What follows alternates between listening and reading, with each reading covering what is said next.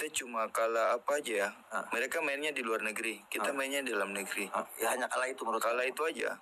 Kalau secara kualitas kamu yakin masih bisa bersaing? Kalau kualitas kita 11-12 sama mereka. 11-12 ya. 11-12, nggak kalah jauh sama mereka. Coba aja kalau mau ini PSSI bikin uji coba antara pemain lokal sama naturalisasi. Dan kamu yakin bisa menang? Bisa. Itu. Apa benar pemain sepak bola Indonesia tekniknya tidak bagus? Dasar-dasar main bolanya. Ya mungkin kita di Indonesia kalah jauh sama dari luar negeri. Mungkin mereka sudah bermain bola, tapi kita masih passing kontrol, terus mereka udah main di atas. Apa yang dikatakan di awal dan apa yang dikatakan di akhir itu sebetulnya menggugurkan sendiri pernyataannya. Jadi menurut saya jangan terlalu terprovokasi dengan pernyataan anak muda ini gitu, teman-teman. Baik maupun secara untuk PB Bhinneka, hati-hati di jalan Pak, teruskan perjuangan. Kalau saya sendiri secara pribadi waktu Muhammad Tahir jadi sorotan warganet saat ini karena pernyataan kontroversialnya. Muhammad Tahir adalah andalan Persipura dari musim ke musim. Awalnya dia memulai karirnya dari SSB Tunas Amadi, lalu direkrut oleh Persipura U21 saat itu. Talentanya mulai terlihat oleh Osvaldo Lesa yang saat itu masih di staf kepelatihan Persipura. Muhammad Tahir dan 4 pemain lainnya dipromosikan ke Persipura Senior, dan di sanalah kemudian permainannya mulai terlihat. Muhammad Tahir mulai debutnya tahun 2016 saat bersuap Pusam Bali United. Sejak saat itu, ia mulai mendapatkan kepercayaan. Terhitung pemain kelahiran 1994 ini sudah malang melintang di dunia persepakbolaan nasional. Muhammad Tahir sendiri lahir di Papua, walaupun orang tuanya harus migran dari Makassar ke Papua, tapi dia sangat mencintai tanah Papua.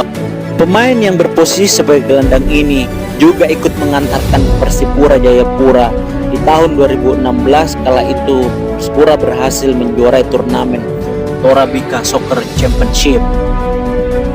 Di awal tahun 2022 kemarin Persipura harus terdegradasi ke Liga 2. Namun Muhammad Tahir masih setia bersama Persipura karena memang kecintaannya pada Persipura sangatlah besar. Bagaimana pendapat Anda dengan pemain yang satu ini? Halo, assalamualaikum warahmatullahi wabarakatuh. Apa kabar teman-teman?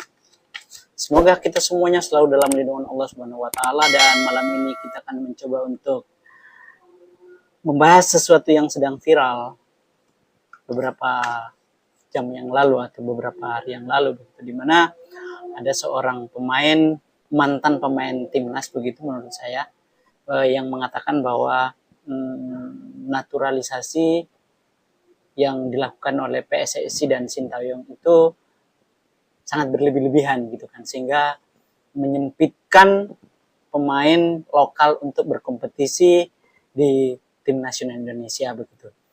Tapi juga dia tidak mempersoalkan adanya naturalisasi, tapi dia mengatakan jangan terlalu banyak-banyak, sehingga kemudian ada ruang di situ untuk pemain lokal begitu. Dia juga pernah, ya sekedar informasi saja, bahwa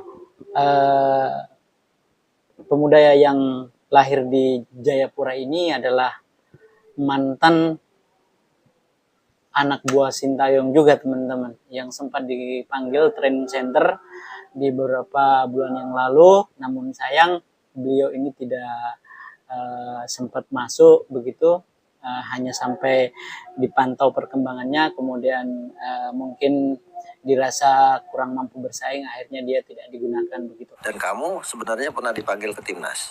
Iya pernah. Iya kan? Iya. Waktu di era Sintayong juga. Iya, pertama kali. Tapi kamu memilih nggak hadir?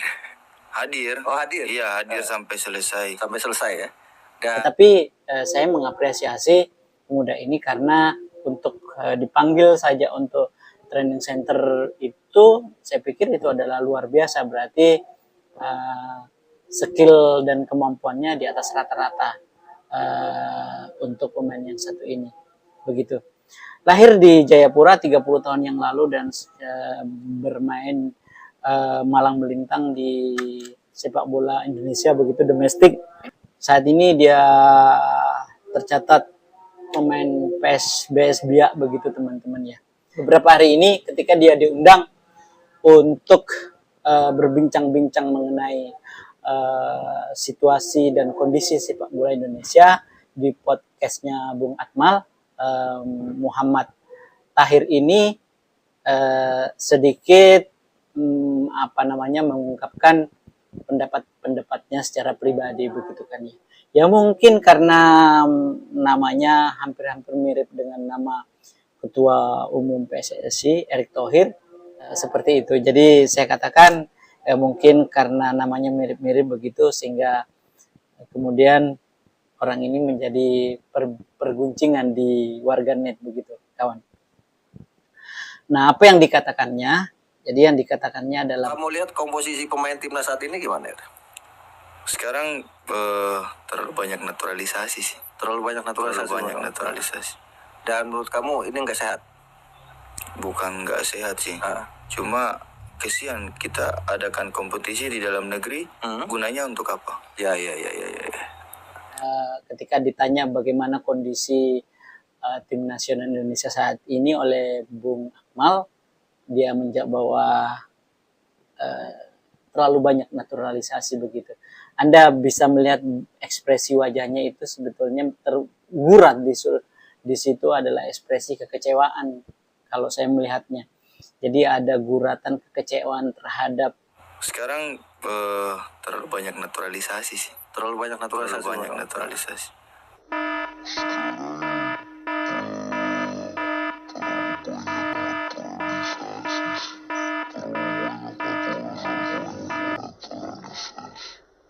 Mungkin karena dia pernah dipanggil tapi tidak berhasil masuk teman-teman ya, sehingga kemudian menganggap bahwa peluang saya untuk bermain di tim nasional itu pada akhirnya tidak terwujud lantaran banyak pemain-pemain keturunan begitu.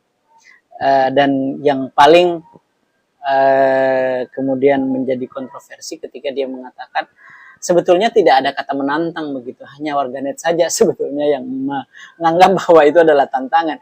Dia hanya mencoba untuk meyakinkan dirinya gitu, adalah keyakinan yang besar sebagai anak muda begitu bahwasanya kalau seandainya pemain diaspora diadu kemampuannya bikin sebuah pertandingan, maka dia meyakini bahwa pemain lokal itu mampu dan bisa mengalahkan pemain diaspora begitu teman-teman. Kalau kualitas kita 11-12 sama mereka. 11-12 ya. 11-12, nggak kalah jauh sama mereka. Coba aja kalau mau ini PSSI bikin uji coba antara pemain lokal sama naturalisasi. Dan kamu yakin bisa menang? Bisa. Itu. Kenapa yang kemudian membuat kamu optimis orang-orang Indonesia itu pemain-pemain yang di Liga 1 itu bisa menang? Demi dada. Lambang di dada. Lambang di dada. Lambang di dada. Tapi saya menganggap bahwa oke lah, semuanya sudah terlanjur dikatakan, maka kita harus berpikir positif, mencoba untuk memberikan suntikan kepercayaan diri kepada dirinya sendiri bahwasanya pemain lokal itu juga tidak boleh dikatakan di bawah pemain keturunan begitu. Kalau kualitas kita 11-12 sama mereka. 11-12 ya. 11-12, nggak kalah jauh sama mereka. Gitu. Nah, sehingga kemudian warganet akhirnya beramai-ramai membuli atas pernyataan ini gitu. Mestinya warganet jangan terlalu terprovokasi ya kan, karena sejatinya ini adalah anak muda, ini juga adalah pemain yang mungkin saja kalau misalnya dia bermain di track yang bagus, disiplin berlatih, tidak menutup kemungkinan dia suatu saat nanti akan kembali di tim nasional. Jadi tidak perlu kita mesti harus mempersoalkan apa yang dikatakannya, anggap saja apa yang dikatakan ini sebuah kesalahan, tapi tidak perlu hakimi berlebih-lebihan begitu teman-teman, karena ini juga adalah bagian dari ekspresi kekecewaannya begitu kan ya. Kenapa saya mengatakan begitu? pada saat dia mencoba untuk meyakinkan dirinya supaya pemain diaspora dan pemain lokal itu bertanding, di saat yang sama ketika Bang Akmal mengatakan bagaimana pemain-pemain lokal di kita ini dianggap tidak memiliki kemampuan teknik yang baik, tidak juga memiliki dasar-dasar bermain bola yang baik. Lalu si Bang Tahir ini sebetulnya tidak menampiknya begitu kan. Dia mengatakan, "Ya, saya setuju," gitu kan ya. Apa benar pemain sepak bola Indonesia tekniknya tidak bagus? Dasar-dasar main bolanya. Ya mungkin kita di Indonesia kalah jauh sama dari luar negeri. Mungkin mereka sudah bermain bola, tapi kita masih passing kontrol terus mereka udah main di atas. Itu salahnya kita. Itu salahnya kita yang harus dibenahi ya. Dan itu harus dimulai dari pembinaan menurut kamu. Kita kalah jauh dari pemain luar negeri karena dia lebih dulu bermain bola, sedangkan kita masih bermain passing begitu. Nah, di saat yang sama dia mengatakan tidak ada perbedaan pemain lokal dan pemain keturunan, tapi di saat yang sama dia mengakui bahwa memang kita jauh karena pemain luar negeri itu yang sekarang ini katakanlah termasuk pemain keturunan Indonesia, itu dia jauh lebih dulu bermain bola daripada kita di Indonesia yang masih belajar passing. Kita kalah satu tahap. Boleh dikatakan pernyataan yang pertama itu digugurkan sendiri oleh pernyataan dia yang kedua. Dan Bang Akmal bertanya kembali bagaimana soal mentalnya gitu kan ya. Dia menjawab bahwa mengakui bahwa mentality kita pemain lokal itu juga tidak bagus. Nah, loh. Kita cuma kalah apa aja ya. Mereka mainnya di luar negeri, kita mainnya di dalam negeri. Ya hanya kalah itu menurut Kalah itu aja.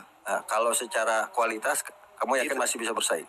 Kalau kualitas kita 11-12 sama mereka. Oh, 11-12 ya. 11-12, nggak kalah jauh sama mereka.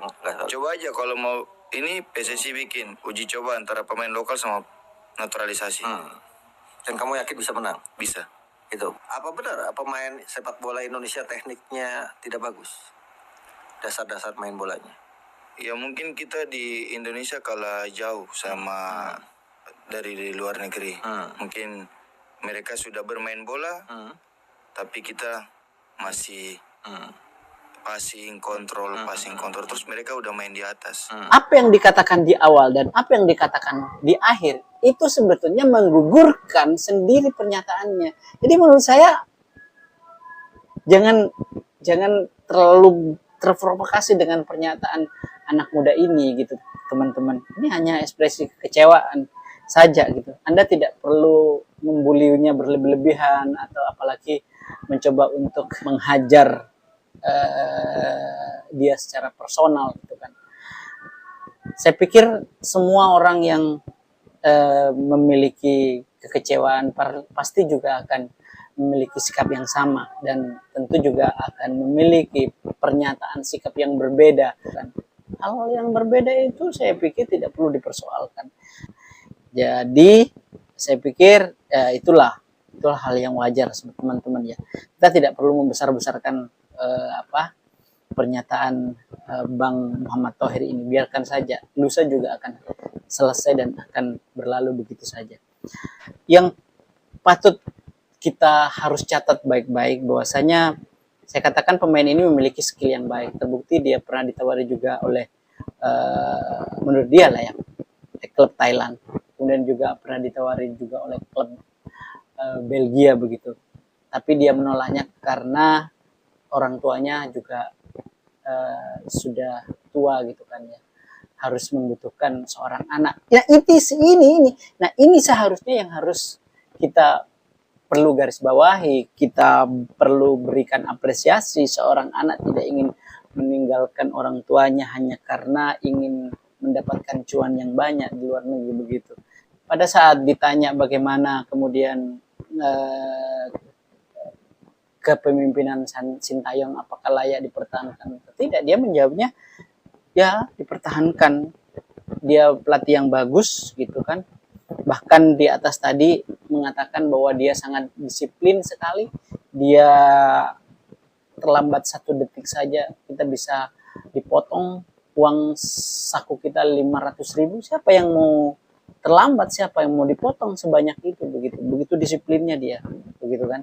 Sintayong itu sangat sangat disiplin. Terlambat 1 detik aja potong apanya? potong gaji. Oh gitu ya. Potong uang harian. Uang saku. Potong. Terlambat 1 menit dipotong 500.000. Siapa gitu yang mau dipotong? Jadi kritikan-kritikan yang diberikan itu adalah kritikan-kritikan yang wajar-wajar saja, gitu kan ya. Karena yang dikritik itu adalah kebijakannya, bukan personalnya. Berbeda dengan Bung Toel, kalau dia bisa merasakan bagaimana situasi psikologisnya pada saat bermain bola. Kalau Bung Toel betul-betul hanya seorang komentator, jadi dia liar memberikan pendapat, begitu. Itu kawan. Oke, terima kasih kawan, semoga video ini bermanfaat dan selamat menjalankan ibadah puasa. Sebentar lagi kita akan memasuki Hari Raya Idul Fitri. Semangat terus, semoga amal ibadah puasa kita diterima. Assalamualaikum warahmatullahi wabarakatuh.